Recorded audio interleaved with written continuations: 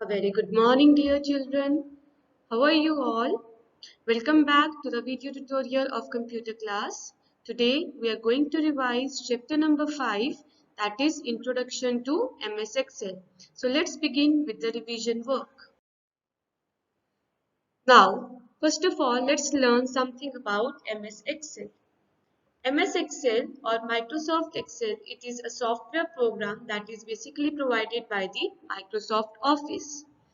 In this software or in this program, you can create and format your spreadsheets. Now let us learn what are spreadsheets. Spreadsheet basically consists of data or the information that is organized in the form of rows and columns. Means whenever you are organizing your information or your data in the form of rows and columns, that is called as spreadsheet. Now, in order to work in Excel, we need to start it. So, there are some steps that you have to follow when you will be opening Excel. So, let's learn the steps. First of all, you will click on the Start button. Then, click on All Programs. After that, click on Microsoft Office. And then finally, you will click on Microsoft Excel from it. As you click on Microsoft Excel, different components or parts of Excel window will be displayed on the monitor screen. So let's learn some of the components or its parts. First of all, you have the title bar. Title bar, it is displayed at the top of the Excel window. Then you have is ribbon, which contains tabs and different groups in it. The next you have is name box and the formula bar. Then the fourth component you have is row and column headings where you insert your data. The fifth one you have is sheet tab where you can insert different sheets in your workbook. Then next component you have is workbook and worksheets. After that, next one is cell and cell address, and the last component you have is your status bar. So these are some of the components or different parts of the Excel window that you can see when you open MS Excel. Now, next you have is active cell. What do you mean by active cell? The cell that has a dark boundary around it, it is known as the active cell. Means the cell that is highlighted, it is called as the active cell. Then the dark boundary that appears on the particular cell, how it appears? It appears when you click on a particular cell, the dark boundary will appear automatically on it.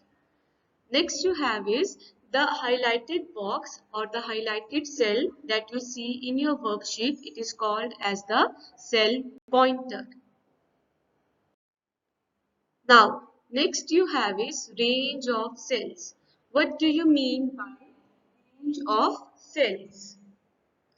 When you select or highlight a block of cells, the area that is formed by that particular block of cells, it is called as the range of cells. Means the area that is formed when you select a block of cells, it is called as range of cells. Next you have is data types. So let's learn something about data types.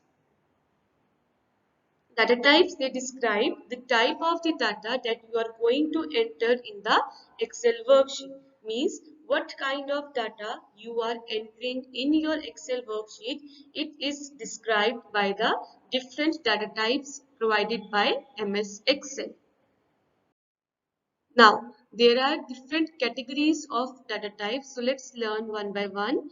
First of all, you have numbers. This is the first data type.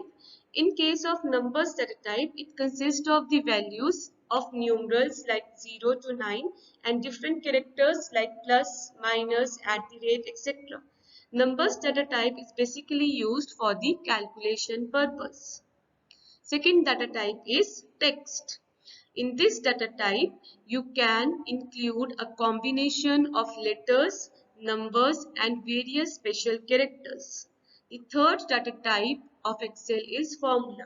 So what is a formula basically? A formula is a mathematical equation that involves numbers, values, operators, and different cell addresses which are being used for performing calculation work on your worksheet.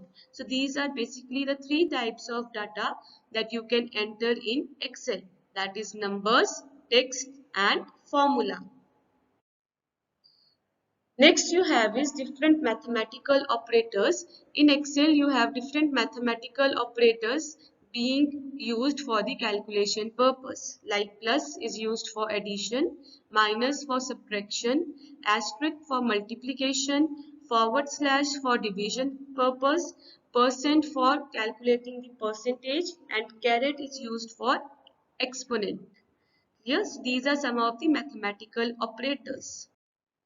Next you have is how you can enter the data in Excel. There are different methods to be followed when you want to enter data in Excel. So the first method is locate the cell in which you want to enter the data, and after locating it you will double click on the cell in order to type in it.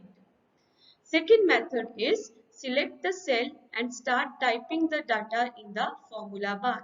As you start typing the data in the formula bar, the same characters it appears in your particular cell that you have selected. Next you have is editing data in Excel. How you can edit the data in Excel? Edit means, what do you mean by editing? Editing means you want to delete some data in Excel. So here also you have to follow some different methods. First method in order to edit the data is you can delete the contents of the cell by selecting it and pressing the delete key from the keyboard. Second method is delete the text by typing over the text. Means wherever you have typed the text, in whatever cell you have typed the text, just start typing over that particular text. Third method is double click on the cell and erase the characters using the backspace key or the delete key. So these two keys, that is backspace or the delete keys, they are used to erase the characters from your worksheet. Next you have is different shortcut keys. In Excel, when you want to move or when you want to navigate from one cell to another, you can use the different shortcut keys. Like when you want to move one cell up, you can use up arrow key. In order to move one cell down, use down arrow key or the enter key. In order to move one cell left, use left arrow key or shift plus tab key. So in this way, you can make the use of different shortcut keys that are being displayed on the screen in order to make your work easy. Like in order to move quickly in your worksheet, you can make the use of these shortcut keys. Next you have is how you can save a workbook and how you can open an existing workbook. So in order to save a workbook, first of all you will click on the file tab, then click on the save option, type the file name and then click on the save button. Now next you have is how you can open an existing workbook. Means the workbook that you have already created, you want to open it. Steps you have to follow, that is, first of all you will click on the file tab, then click on the open option, then select the file that you want to open, and then finally you will click on the open button. Now, next you have is how you can close your workbook. In order to close the workbook, again you will select the file tab, then click on the close option. So when you click on the close option, the workbook in which you are working, it will be closed. Clear? So I hope today's concept is clear to you all. Revise the concept thoroughly and take care of yourself, all of you.